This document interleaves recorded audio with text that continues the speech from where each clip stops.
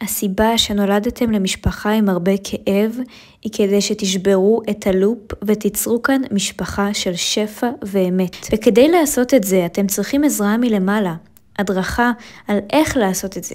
כשאין לנו דוגמה טובה, אנחנו יכולים לחזור על הטראומות שוב ושוב ולהעביר אותם הלאה. אז מי יכולים לעזור לנו בעניין המשפחתי? משפחת הנשמות.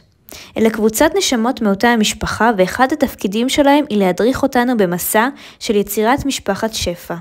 ליצור משפחה אוהבת ותומכת כמו שעדיין לא הייתה בשושלת. תבינו את גודל התפקיד והייעוד שלכם כאן. אז מה זה דורש מכם?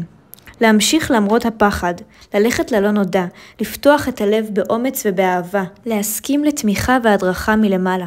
ואיך אתם יכולים להתחיל לעשות את זה כבר עכשיו? פשוט מאוד. תדליקו נר, תקראו למשפחה שלכם. תקראו לנשמות שאוהבות אתכם, שתומכות בכם, שהם כל הזמן מסתכלים עלינו מלמעלה. והפעם תסכימו לקבל את העזרה שלהם. תסכימו לתת להם יד מלמעלה. תסכימו להם להוביל אתכם. הם רואים מלמעלה דברים שאנחנו לא רואים כאן למטה. והם יכולים לעזור ולהדריך אתכם ליותר שפע. אז תתחילו להתחבר למשפחת הנשמות שלכם. ואם מעניין אתכם לחקור עוד על עצמכם, על הייעוד שלכם, על מי שמלווים אתכם, אתם יכולים להצטרף אליי לקורס תקשור. כל הפרטים אצלי בלינק בפרופיל.